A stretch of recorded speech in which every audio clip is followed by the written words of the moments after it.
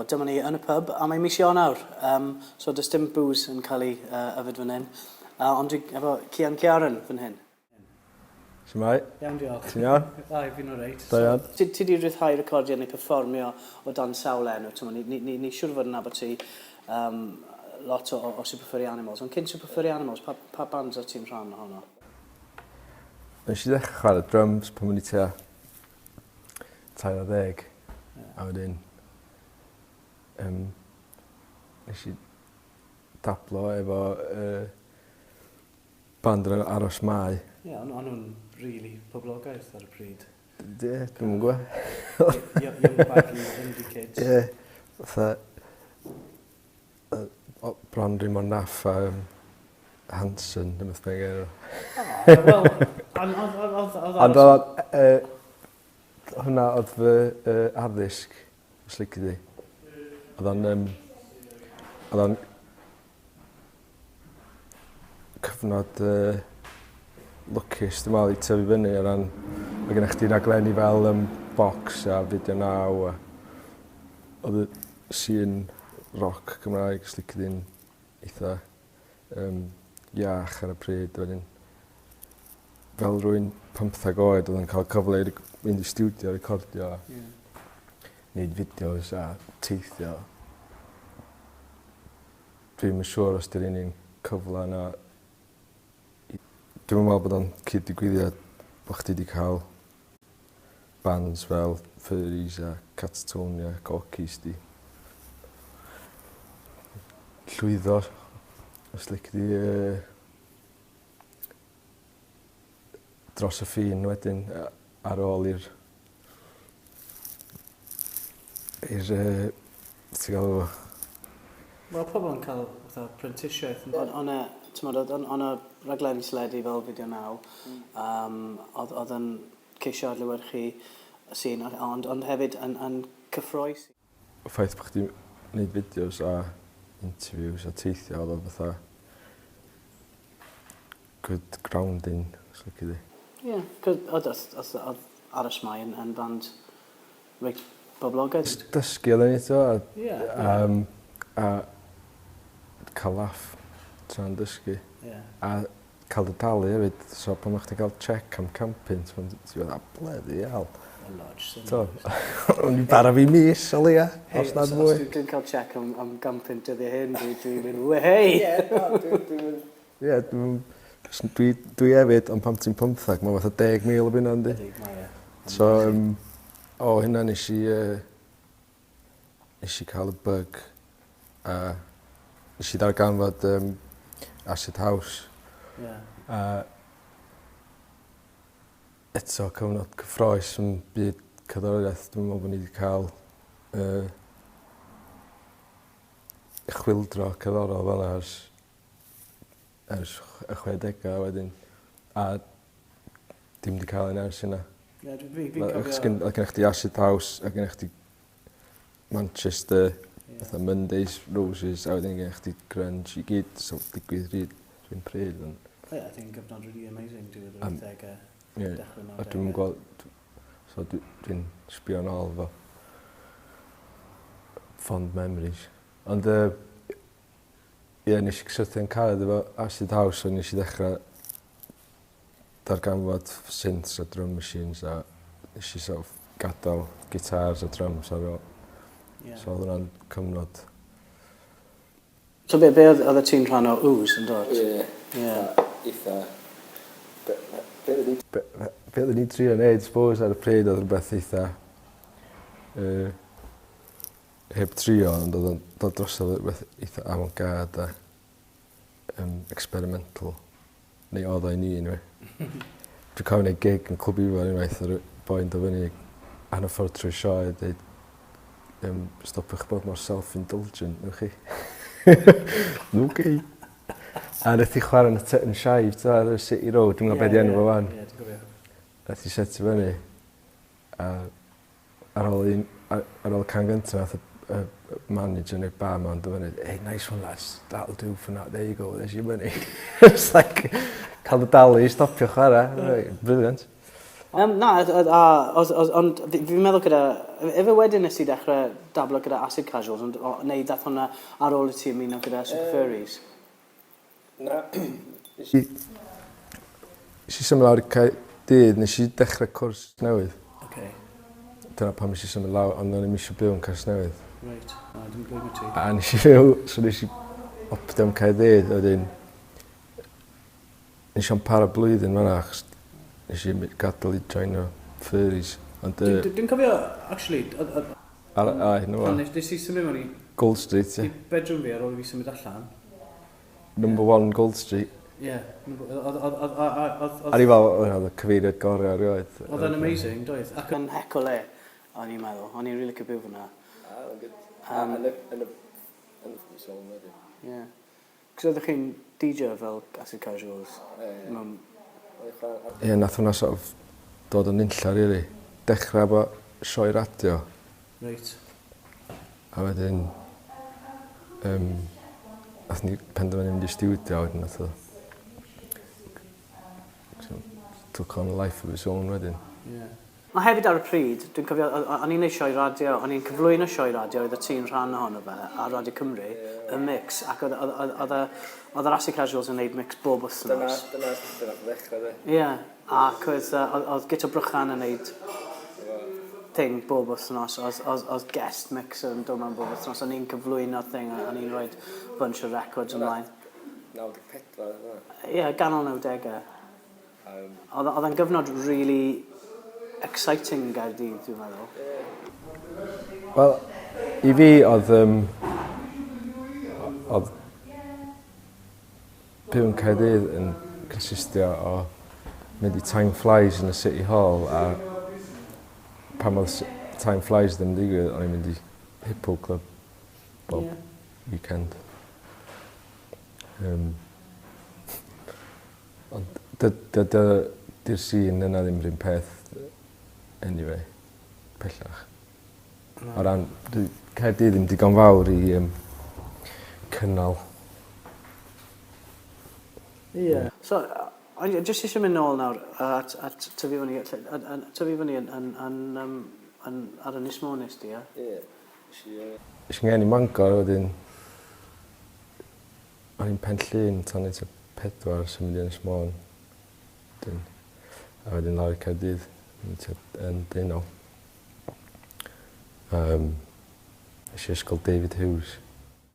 Dwi'n cofio mynd am prelims hwnna am Steddfod yr Urdd pan ni'n bach. Ie. Oedd hi'n ffrindig o'r mam, bod mam yn di-Gymraeg o Gaerffili, oedd hi'n ffrindig gorau hi o Langefni, so byddwn ni'n mynd lan i'r gogledd yn eitha aml. Ac o'n i'n rili cyfer, cos oedd mam a dad i hala fi i'r ysgol Gymraeg, because you get a better job. Ond oedd ni wastad mynd ar gwyliau i Ogledd Cymru pethau. Oedd yn brill, cos oedd pobl actually siarad Cymraeg yn Ogledd Cymru, oedd ddim rhywbeth kind of alien. So o'n gallu mynd mewn i siop, ac o'n i wedi sysio bod rhaid ti ofyn am llefrith, dim saith, a rhyw bethau felly, a ni'n licio hwnna. Ac o'n i'n rhoi rhyw North William twang arno hefyd, just mwyn ffitio mewn. Dwi'n caru lle dwi'n licio'r mynyddoedd ar tritha ar chwareli a felly. Ie, mae'n Ynys Môn yn special. Mae'n ddi-waith na. Mae'n gret pan ti'n tyfu fyny, ond mae'n mynd yn... Dim mor gret pan ti'n geinio cynnar. I fi, enw, pawb ma'n ond di. Ar ôl... I ti symud lawr i Gaerdydd, nes ti joinio band dy frawd ti wedyn, Super Animals. Ti'n moyn rhannu rhai o profiadau Super Furries efo ni? Ie. Pa bit? Na, oedd o'n cymryd mor hir. Ie. 15 mlynedd yn mwy. Ie. Nes i'n mynd o pan o'n 18-19. Ar y pryd o'n i'n ddim yn disgwyl y bywyd nes i fyw am 15 mlynedd o ddilyn. So, dwi'n mynd siŵr lle ddechrau, rili. Wel, ydych chi seinio i... Lwcus oedden ni de, dwi'n meddwl, lle iawn, amser iawn newid. ni Cian Creation, sef label oedd Oasis, Mary Jane, My Bloody Valentine. Oedd e'n un o'r labels mwyaf sort of credible ar y pryd? Ac oedden nhw, efo bands oedden ni fewn i hefyd, oedden ni licio. O ran cerddoriaeth ac o ran agwedd, oedd y label ei hun efo agwedd iach trwy adael i artistiaid darganfod yr hyn oedden nhw eisiau gwneud heb cael input yr label.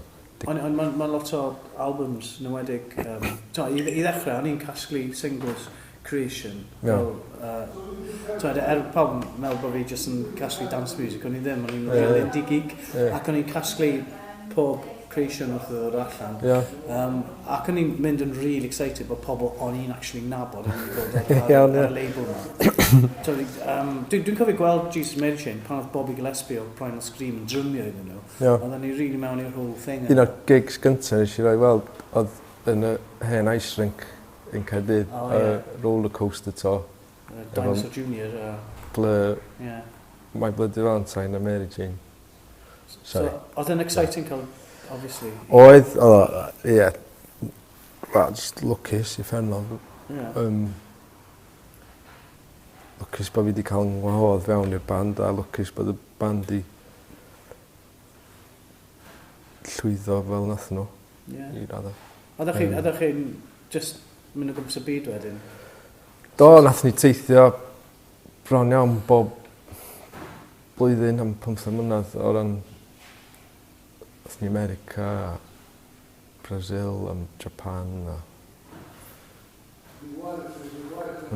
gorllewin, gorllewin Ewrop a mwy o'n So oeddech chi just...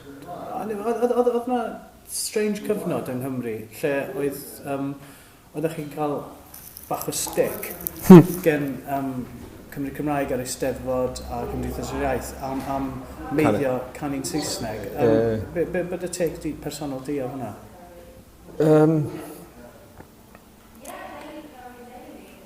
I fi mae'n gweithio ar sawl lefel. Nath y ffaith nath ni canu yn Saesneg yn ogystal y Cymraeg, nath ni'n stopio canu'n Gymraeg. Ond yn adlewyrchu'r ffaith bod Cymru'n wlad dwyieithog, bod ges i magu'n dwyieithog,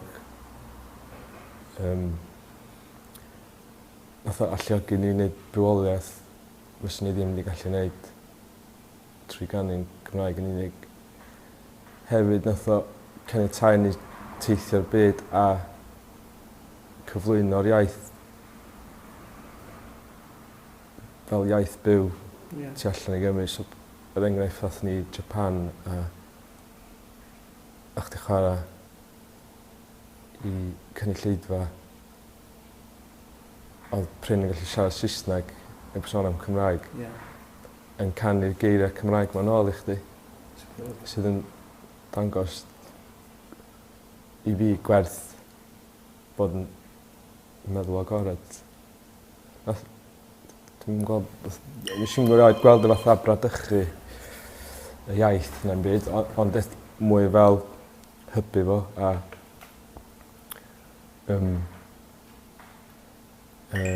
fi methu siarad Cymraeg hyd yn oed celebrate hynny na. Super Furries, sort of delwedd gweledol iawn oedd y cloriau yn peth pwysig iawn, oedd ti'n mynd i gigs ac yna visuals amazing i gael. Ond i raddau gwahanol, i llai falle, band arall ti, Rossid Casuals, oeddech chi mewn i'r kind of multimedia thing yma hefyd. Ydy hwnna'n bwysig i ti fel artist solo? Yndi. Yn yr un modd gei di artistiaid yn peintio a wnaethon nhw'n wneud ffotograffiaeth a pottery a sculpture bob dim, dyn nhw'n just stick it. So fel na dwi'n sbio ar y byd cyfansoddi, os lyci di. So, nes i'r album yn 2012 oedd wedi cael ei sgwennu ar piano. Ie, oedd hwnna lot mwy tawa felly. Lot mwy laid back a felly. Wedyn, oedd yr un blwyddyn dwytha, oedd chdi'n sôn, wedi cael ei sgwennu ar gitar. Ie. Dwi'n methu chwarae gitar. A dwi dal ddim, ond nes i trio dysgu'n hyn.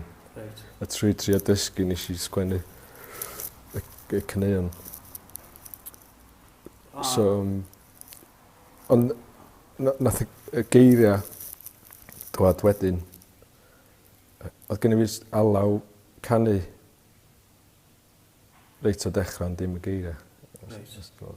So, ac dwi'n meddwl, oedd gen i fi'r casgliad o syniadau yma oedd yn menthyg i hynna'n i fel casgliad oedd yn gallu rhoi mewn i album, so mae chdi rhyw fath o continuity. O'n i'n eisiau fod swnio fatha compilation album, so os ni'n rhoi un can gitar a wedyn un can dance. Dwi'n meddwl jyst ddim yn... Dwi'n licio syniad o albums fatha taith neu cyfanwaith. Ie.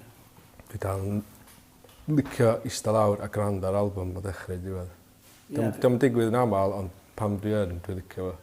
Achos ti'n mynd i rhywle, ti'n cael cipolwg ar meddwl yr artist fatha. Ar y pryd. Ar y pryd. Wel, cos mae gen ti neges eitha gwrth, wel, dim eitha, ond hollol anti-nuclear. Ydy hwnna'n cael... Ydy hwnna'n deillio o tyfu fyny yn Sir Fôn sydd yn ynys nuclear? Mae lle nes i tyfu fyny ar Ynys Môn yn bellach o Wylfa, yna mae Caerdydd o Hinckley. Hinckley dy'r un newydd maen nhw'n... So, dlos y Caerdydd bod yn poeni a wneud sŵn ynglyn â beth sy'n mynd ymlaen dros y ffin. So, dwi ddim yn just... Dwi'n gweld o fel problem, ond dwi ddim yn problem... Mae fatha Tryweryn, so, enghraifft o English majority rule dros Gymru.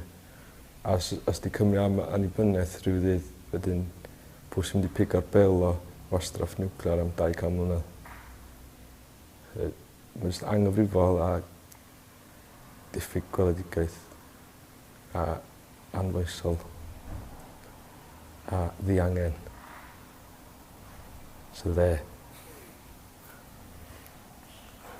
O ran byd studio, math mae'n a lot di newid byd studio furries achos ti dal yn bwmpio mewn a cyd-gweithio. Oes yna chance cael gigs Super Furries neu album Super Furries Cymwyr? Dwi'n meddwl sy'n siom os ni ddim. Ond stoc ansefyddu mae ar y reidar ond o ddim ar y gorfol. Diolch. Oce. Ond, wel... So gobeithio, ie. Swn i licio wneud, I mean, pob lwc gyda gweld stuff solo, cos mae'n really werth gael, wel, y ddau album solo sgyn ti. Wel, diolch yn fawr am hyn. Ac, wel, ydych chi'n wir? Ie, man. Siŵr o fod. Nice one. Diolch.